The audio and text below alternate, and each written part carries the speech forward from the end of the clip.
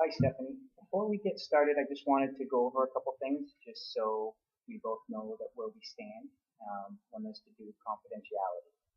So I'd like you to know that while we're here and we're talking and we have our interviews, that I'm under obligation not to share any information that you've shared with me. So everything that you say, everything that we talk about will be held under strict confidentiality.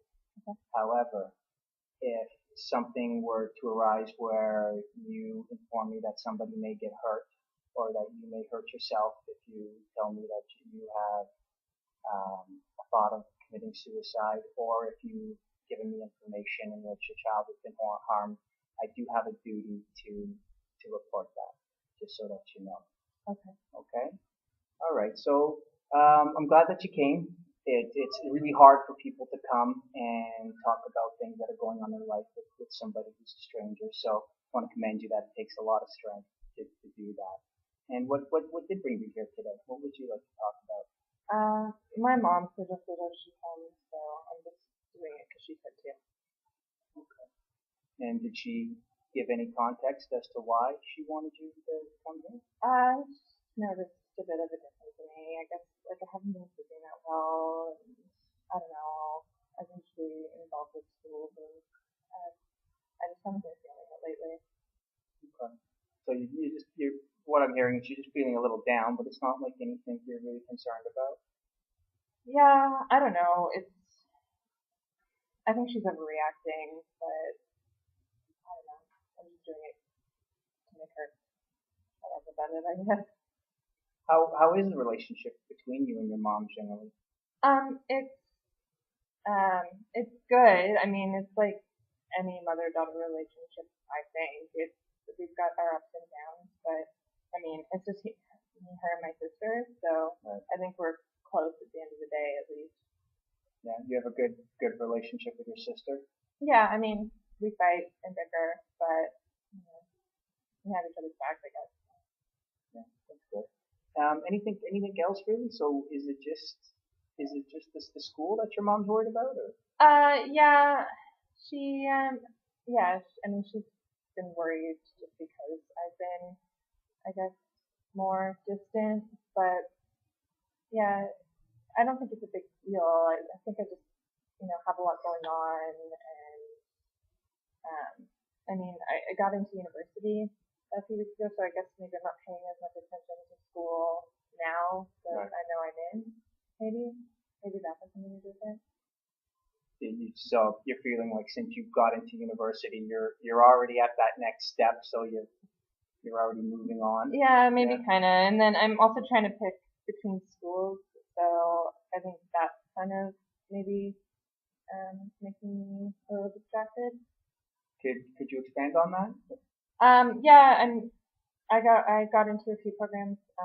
There's one of those really good programs that's about 5 hours away. I don't know if I want. I don't know if right now is a good time in life to move away from my family and do that. So I'm debating between that and the school closer. I heard you just mention that you're not sure if this is a good time to move away from your family. I'm wondering if maybe you could elaborate on that. I mean, my family, like, I mean, my mom does a lot. She works full time and stuff like that, and it's a lot to keep at the house and daughters and pets and all of that. So I think, I don't know, since it's only been the three of us for the last 2 years, I feel like I'd feel guilty leaving her with everything and just going off and kind of leaving her in the lurch like that. It sounds like you've always helped out around the house and done a lot. I mean, I hate doing dishes and stuff like that, but I mean, she doesn't come home till late, so I mean, there's no one to take care of my sister, so I don't know, I just do what I can. She'll come home. So you feel that if you were to move away, you'd be putting too much of a burden on your mother and sister to take care of everything.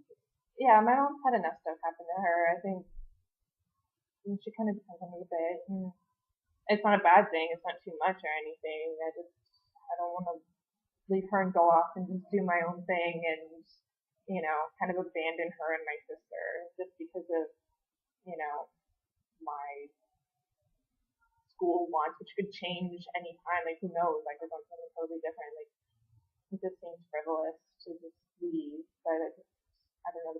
The programs here don't sound as good. It's a hard decision. Have you sat down and spoken with your mother about it, about the possibility of school in other regions?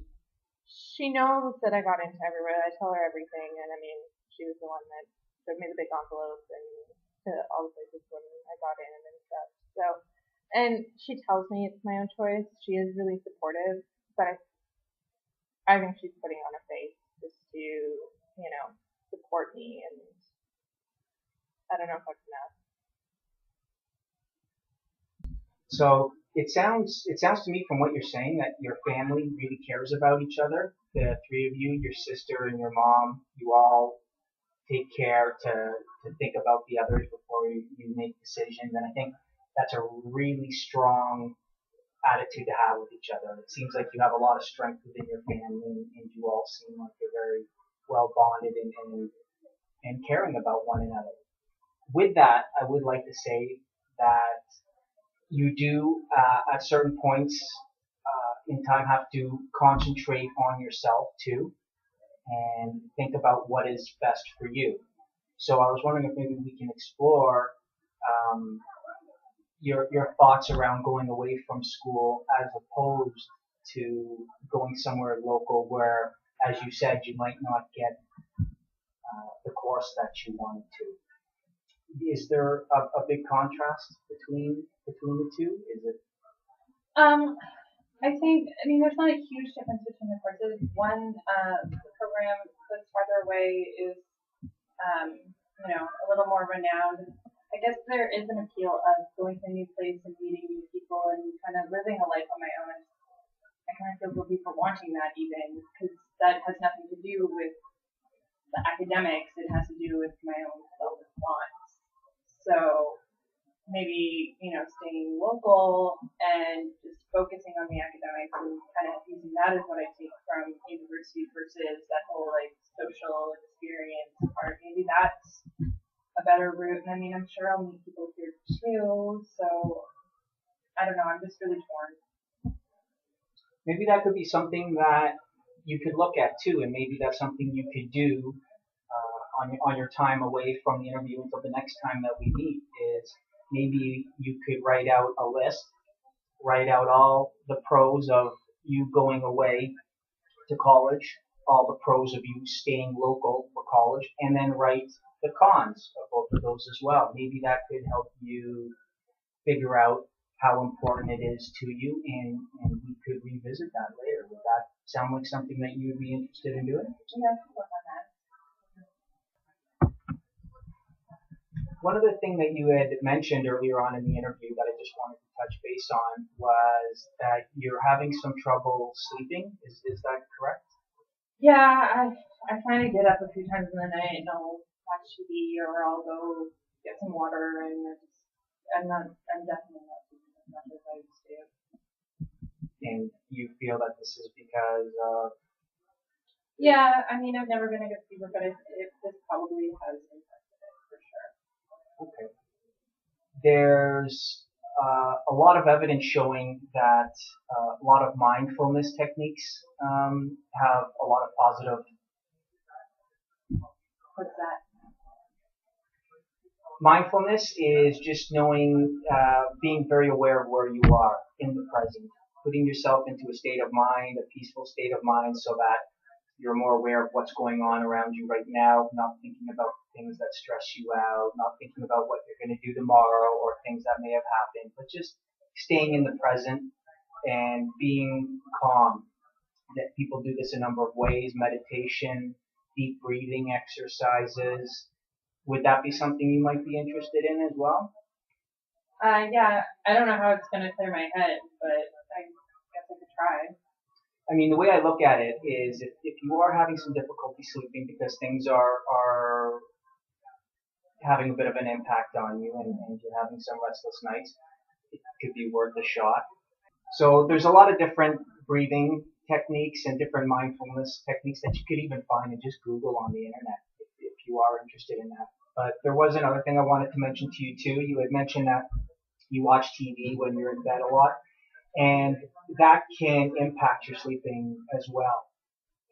Research has said that it's best to leave the bedroom for where you sleep for sleeping, and that's it.